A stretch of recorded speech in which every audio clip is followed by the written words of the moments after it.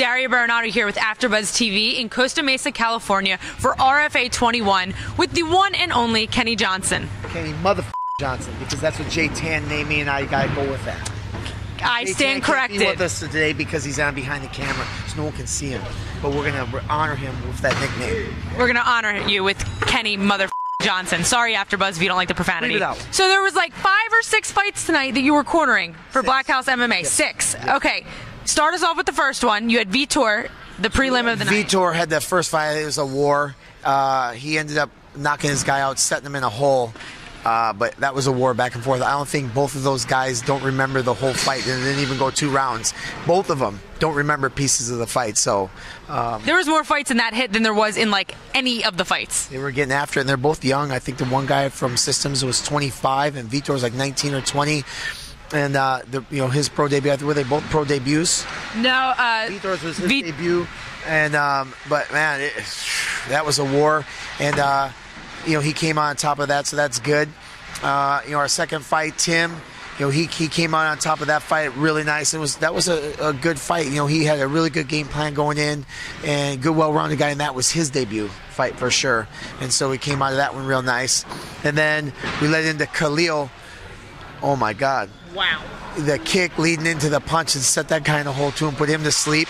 And that lasted like, 20 seconds or 30. Khalil actually had a different opponent for tonight. The opponent got switched about 10 days out, and that guy actually got pulled up to the UFC. So hopefully Khalil, this is pretty impressive. He's been, when he was actually the amateur champ at 185 and 205 in Las Vegas at is it Tough Enough? Yeah. He was the champ at both weight classes there. He was formerly trained with Wanderlei Silva and then moved to California, and now trains us at Black House. So I'm hoping maybe that does something good for him.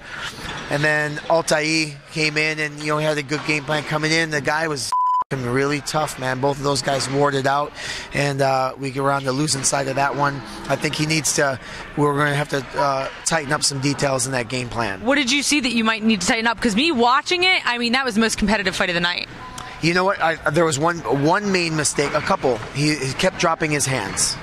And always, it's never a bad piece of advice. If you don't know anything about fighting, just tell someone, keep your hands up.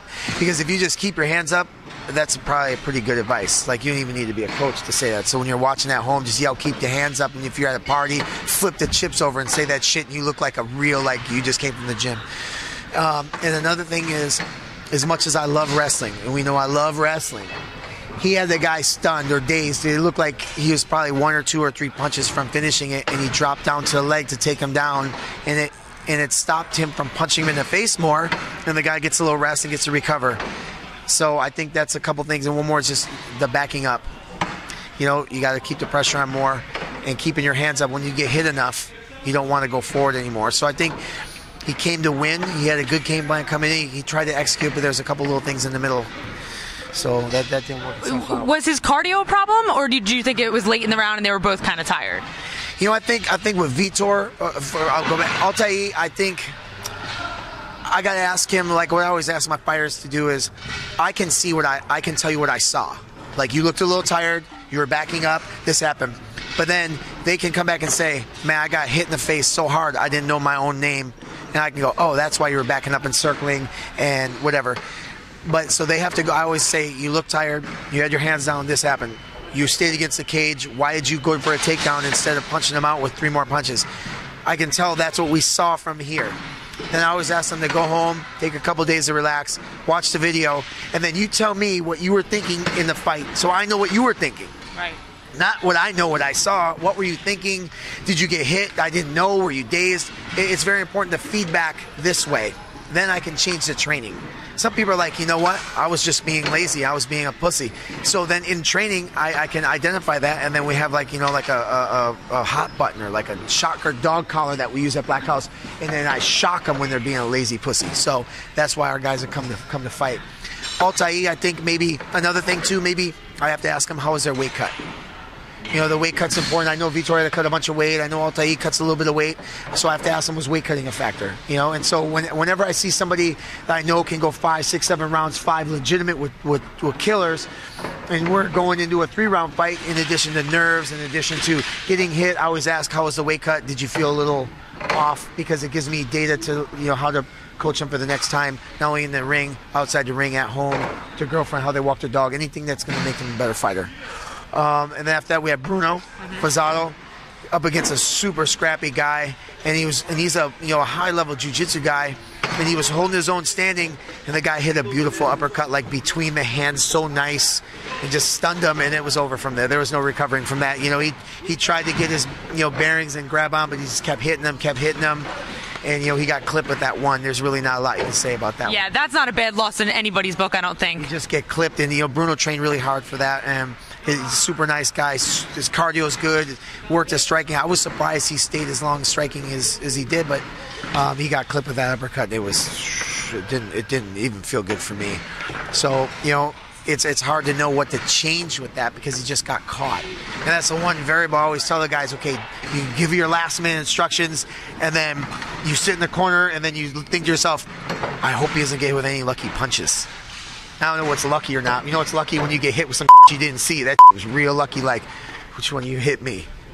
So that happened to him. So I think for him, it's going to be important that he keeps a good mental outlook on things. It's like, okay, the fight was only like a couple minutes, and they were trading back and forth real easy, and then he's got clipped. So I think he just has to keep doing the same thing he was doing and wait till the next fight and play it out. And then Mehdi, for the final, he said that he felt a little tired in the first round. And this is a guy that's a murderer. Trains in Brazil with Anderson, trains with Lyoto, trains at Black House, trains with Tariq Safin, with Daniel Vahau, he's at Team Quest, Dan Henderson. He's trained with killers. And I watch him. He can go as long as he can go in practice, as long as you want him to go. And he said he felt tired after the first round. You could see, the guy who was fighting was tough, and he was kind of awkward in certain areas, like the way he jabbed, and his takedowns were tough, and he had the guy on his back for 4 minutes in a body triangle. So he said he got kind of tired, and I thought that we were losing the fight until we put that guy in the hole. So that was good. And Mehdi told me, he's like, man, I feel bad. Sorry, I fought that way. I'm like, listen, man, you're in a fight. It wasn't going your way, and you pulled something out, and you knocked the dude out. Absolutely. What do you think of that? Do you think he maybe had a bad weight cut, and that could have, went to the cardio, or what do you think it was? I said the same thing to Mehdi. We were just talking backstage just now, and he said, you know what? I said, just take a couple days, because he's kind of like everyone. It seems funny if you lose your heart on yourself. If you win, if you're a real champion, not for the belt, but a champion in life, you're not really going to raise your hand and walk around and be all fucking happy.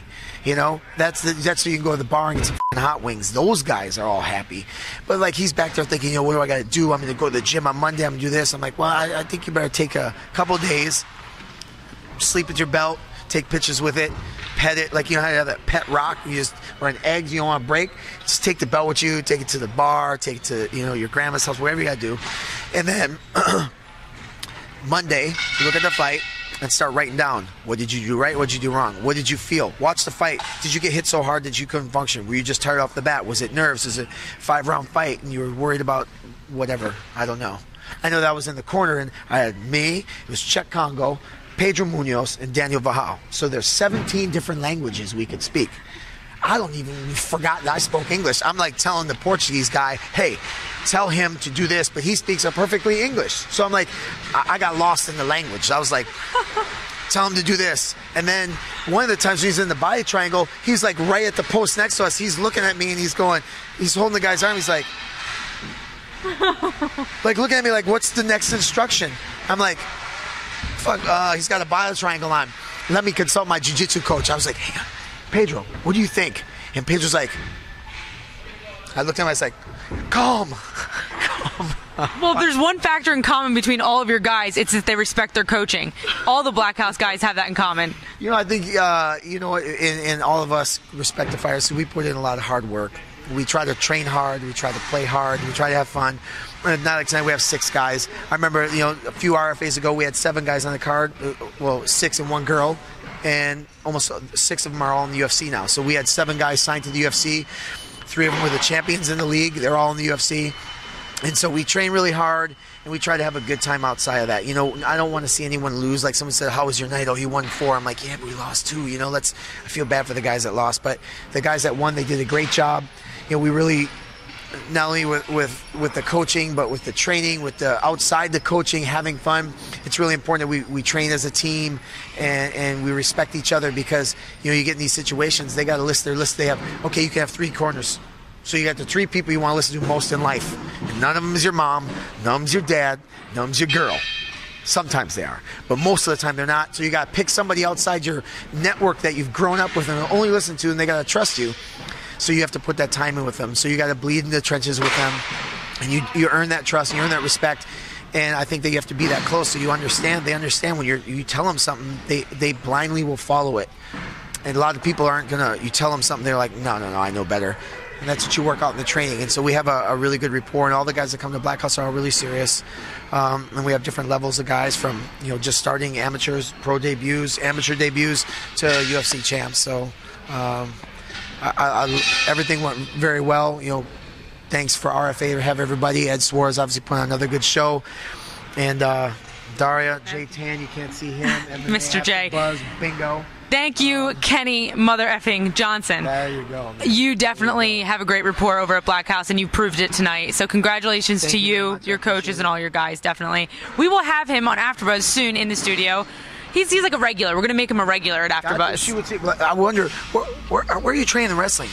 I remember the one time I said, you could come train wrestling with me. She's like, oh, I'm going to totally come train. I'm going to train. He's full of shit. Never once. Never one time. I asked her to keep it a little secret so she could unleash the wrestling on the motherfucker. But she was like, I don't know, and I never heard back. So it's like, all right. I will say, how about this? I'll say it on AfterBuzz TV. I will go to Bolt Wrestling and I will train with Kenny Johnson. There you go. It's out. It's public now. And what do you think the time frame is? Because it's out in public, but you think a time frame like before, because after Christmas, I go to Saudi Arabia next week. I come back. I'm gonna have knee surgery, but I can still wrestle. So maybe January. January, good for you. I'd say you should go to your iTunes store and get the app Bolt for MMA. Get interested in what you're gonna see and hear from me. And so when you come in, I have a blank canvas with some wrestling knowledge. That is perfect. You know what? For Christmas, I'm gonna buy myself the Bolt Wrestling app. How much is it? $14.99. $14.99. That's perfect for me to get for myself. He said he'll buy it for me. Everyone will buy it, okay? Exactly. Bolt Wrestling app. I'm going to learn my basics, then I'm going to go over to Bolt Wrestling in Redondo Beach, California, and learn from yours truly. And then the people that don't know you're training it, all of a sudden you're going to whip out some wrestling on them. They're going to be like, I didn't know. I thought you were just like a jiu-jitsu striker. You're like, no, I'm a wrestling motherfucker.